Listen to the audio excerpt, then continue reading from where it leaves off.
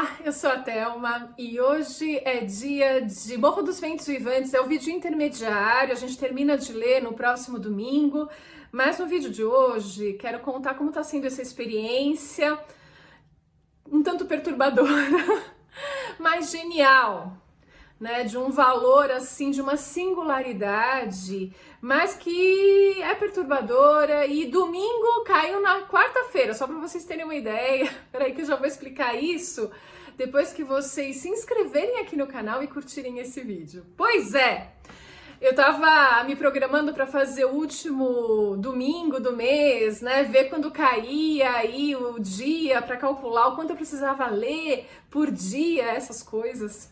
Quando eu olho, dia 30 caía na quarta, né? Agora em junho. E eu acabei falando assim, ai, não acredito, domingo cai na quarta. Pois é, domingo cai na quarta. Quando você tá lendo Morro dos Ventos Uivantes e a Emily Brontë, até o domingo cai na quarta. Você fica perdido, perturbado.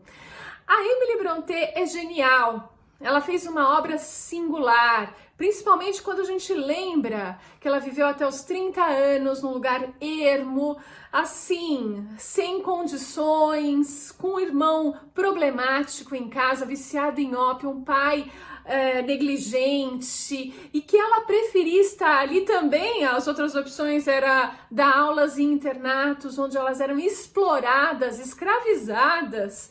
Enfim, ela achava melhor morar ali. E foi essa a vida dela. E ela escreve um romance, além de poesias muito valorizadas, mas ela escreve esse romance que é recebido pessimamente pela sociedade vitoriana. Ela não é sucesso de vendas, a crítica não valoriza, é só na virada do século que começam a mudar as opiniões, os críticos começam a dar o devido valor a Emily Brontë. E aí a gente vai ter nas palavras de Virginia Woolf que ela criou um mito, um conto de fadas, e essas críticas, gente, só melhoraram, e aí o valor dela devidamente reconhecido com o passar do tempo. Só que eu devo ter um pouco de vitoriano, né? Eu fico perturbada pela história dela, né? O que ela fez? Ela pegou os elementos góticos que eram lá no castelo medieval, aquela coisa sangrenta, crítica social nesse contexto, e ela coloca dentro de uma casa. O Morro dos Ventos Uivantes é o nome de uma casa, uma mansão que fica ali numa região pantanosa em Yorkshire. E ela coloca essa desigualdade social, escravidão, desrespeito, mulheres maltratadas dentro do Morro dos Ventos Uivantes, ali com todos esses ingredientes em ebulição, sabe? Enfim, é aí que ela conta a nossa história. Tem dois narradores que ela espertamente, ela escreve muito bem.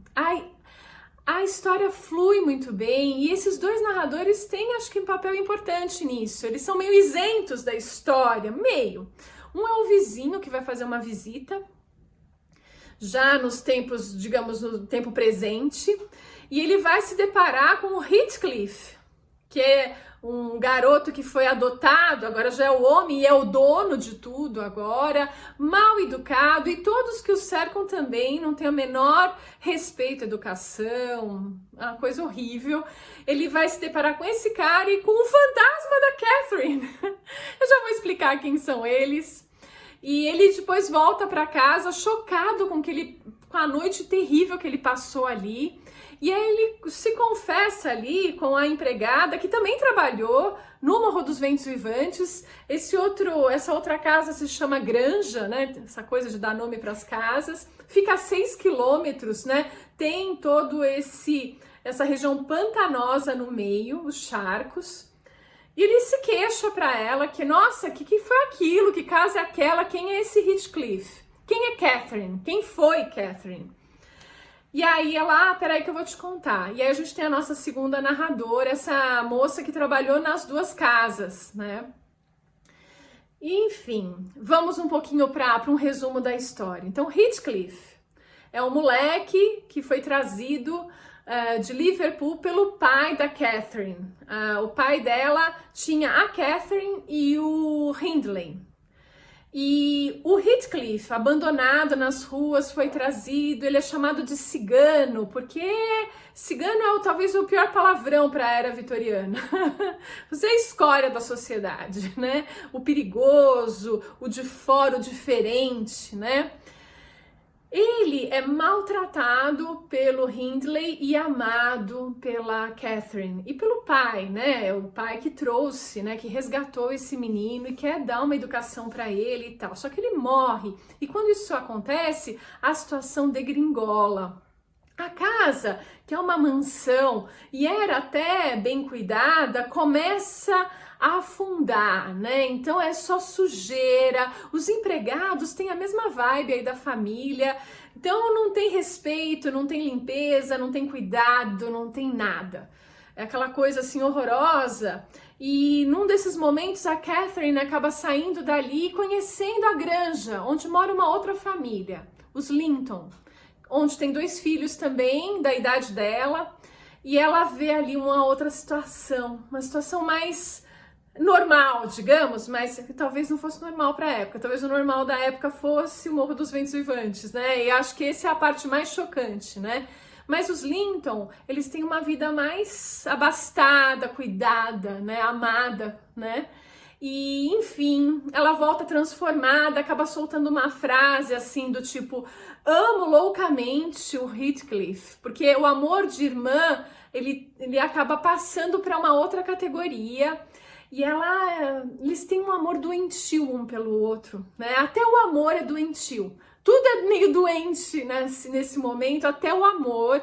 Eles são um só, eles são feitos da mesma matéria, ela é a minha alma e tal. Frases que ambos soltam. E ela fala assim, posso amá-lo dessa forma, mas nunca vou ficar com ele. Então ele foge, vai enriquecer, a gente não sabe como. Enquanto isso, o irmão dela casa, tem filho, mas a mulher morre e ele aí perde, ele já não era muito certo da cabeça, mas ele perde totalmente a razão.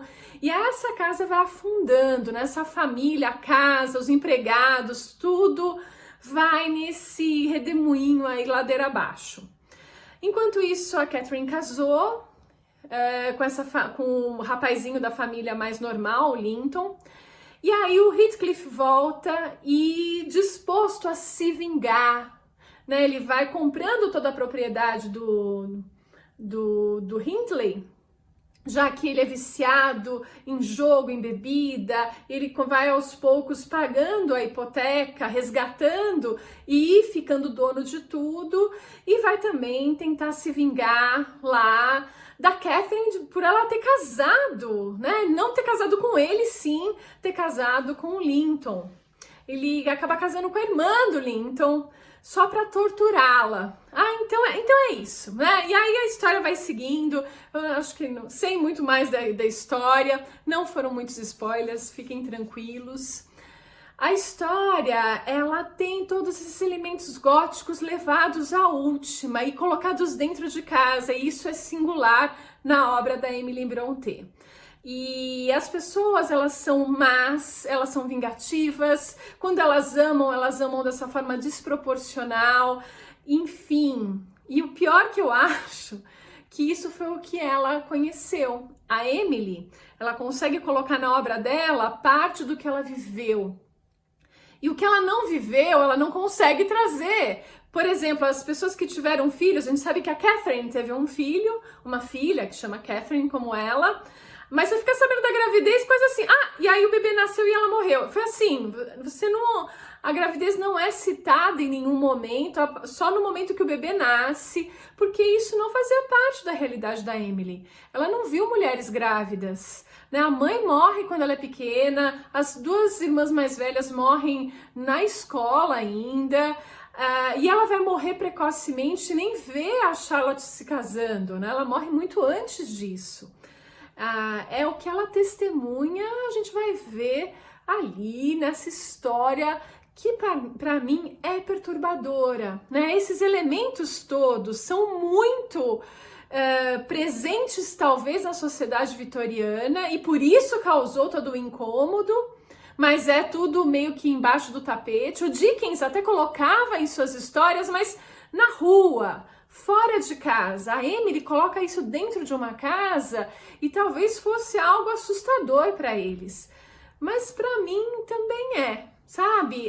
Ler à noite é uma coisa que interfere no meu sono, nos meus sonhos. Ela consegue me afetar. Tamanha a veracidade daquilo tudo, tamanha a dificuldade desses personagens em coexistir, sabe?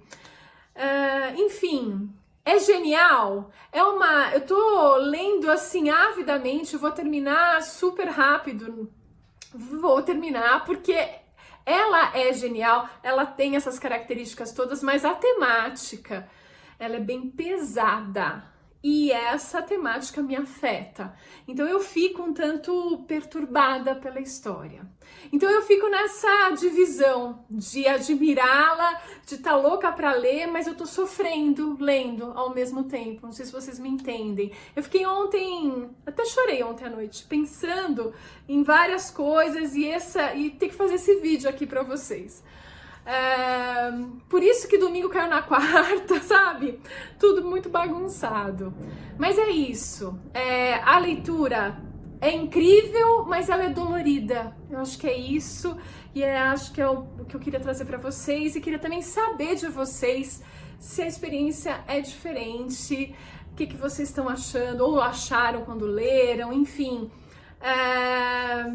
É intrigante pra mim o Morro dos Ventos Vivantes. É isso. Eu fico por aqui. Domingo a gente volta a conversar sobre esse assunto, mas por favor deixem seus comentários que eu ia gostar bastante de ler. É isso e a gente se vê no próximo vídeo.